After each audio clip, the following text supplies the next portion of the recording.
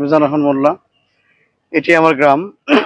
আমার ভিন্ন আরেকটি পরিচয়, সেটা হলো বাংলাদেশ খেলাফত মজলিসের পক্ষ থেকে আগামী দিনে এই ভাঙ্গা সদর প্রদর্শন এই অঞ্চল থেকে নির্বাচন করতে যাচ্ছি। বাংলাদেশ খেলাফত মজলিসের ফরিদপুর জেলার সহসভাপতি পদে আমি আছি।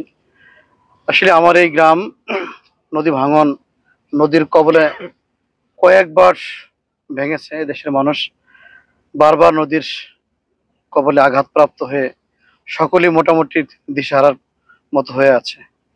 যাদের ফসল জমি আছে এই অঞ্চলে প্রায় 2000 বিঘার মতো ভেঙেছে। এখন সামনে যে জমিগুলি আছে, কিছু অংশ আছে চাষের জমি ম্যাক্সিমাম ভেঙে নিয়ে গেছে। এখন যে জায়গাটুকু আমরা দেখতেছি প্রায় বসতি ঘরবাড়ি, প্রায় 5 শতাধিক লোকের ঘরবাড়ি, যেগুলি ভেঙে গেলে এরা পরবর্তী কোথায় যে উঠবে, আসলে এরকম কোনো জায়গা আছে বলে আমার জানা নেই। সকলেই হয়তো ভাড়াইটা বা কেউ ছন্ন বিচ্ছিন্ন হয়ে যাবে এমন একটি অবস্থা যদি অঞ্চলটা নদী ভেঙে যায়। যার জন্যই ফরিদপুর পানি উন্নয়ন বোর্ডে আমি বারবার দরখাস্ত করেছি, রিকোয়েস্ট করেছি। তো ইতিমধ্যে তারা এসে নদীর আমার এই অঞ্চল থেকে ভাটি অঞ্চলের দিকে কিছু কাজ করছে। 325 মিটারের মতো পাশ হয়েছে, সেটা কার্যক্রম চলতেছে। আর উজানে যে জায়গাটুকু আছে, এটা আজকে ফরিদপুর থেকে এক্সচেঞ্জ সাহেব আসছিল, উনি ইঞ্জিনিয়ারকে বলে গেছে এটা মাইপে বা পরিদর্শন করে ওনাকে জানানোর জন্য। সেই সুবাদে আমরা গ্রামের কিছু লোকজন একত্রিত হয়েছি, আপনাদের এবং ওনাদের সকলকেই জানাতে সক্ষম হয়েছি যে আমরা নদীর কবলে আছি। একেবারে নদীর যেখান থেকে স্রোতটা আইসে লাগে, আমরা এই প্রান্তের লোকজন মিলে একত্রিত হয়েছি এবং এটা আপনারা পরিদর্শন করছেন। যারা ফরিদপুর থেকে পানি উন্নয়ন বোর্ড থেকে আসছিল তারাও পরিদর্শন করছেন। দ্রুত একটি পদক্ষেপ না নিলে হয়তোবা বিপাকে পড়ে যাবে সকলেই। খুব দ্রুত যদি এদিকে বস্তা না ফেরানো হয়, তাহলে এই গ্রামটা, এই পাশে একটা মসজিদ, তার পাশে আছে একটা মাদ্রাসা, একটা কিন্ডার গার্ডেন এবং স্কুল, বিভিন্ন শিক্ষা প্রতিষ্ঠানগুলি এই উজানের দিকে। তো এবং রাস্তা তো আছেই, সাথে বিদ্যুতের যে খাম্বাগুলি আছে, এগুলো সব পড়ে যাবে যদি দ্রুত পদক্ষেপ না নেওয়া হয়।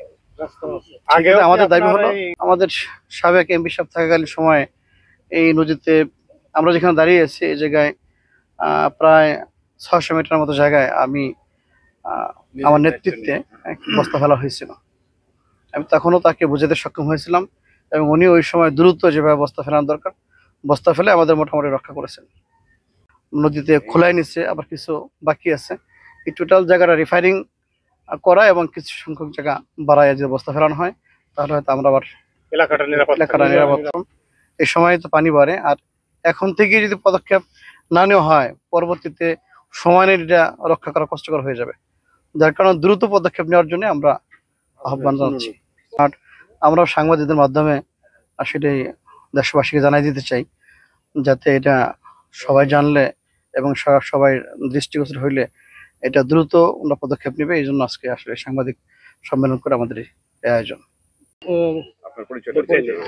ধন্যবাদ আপনাকে। আসলে আমরা পানি উন্নয়ন বোর্ডের তরফ থেকে এসেছি। আমি নির্বাহী প্রকৌশলী, আমার নাম মোহাম্মদ রাকিব হোসেন। তা আমরা এই ভাঙন প্রবণ অংশটুকু আমরা দেখলাম। আসলে আমাদের বর্তমানে একটা কাজ এখানে চলতেছে 325 মিটার, এবং এটা হচ্ছে ভাটির দিকে। আমরা যখন শুষ্ক মৌসুমে সার্ভে করি, এটা সবচেয়ে বেশি ভাঙন প্রবণ এলাকা ছিল, সেই এলাকাটাকে নির্বাচন করেছি। এখানে আমাদের কাজ বর্তমানে চলমান।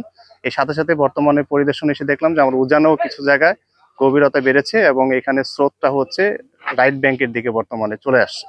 আমরা এটা সরজমিনে পরিদর্শন করে এটা একটু জরিপ করব।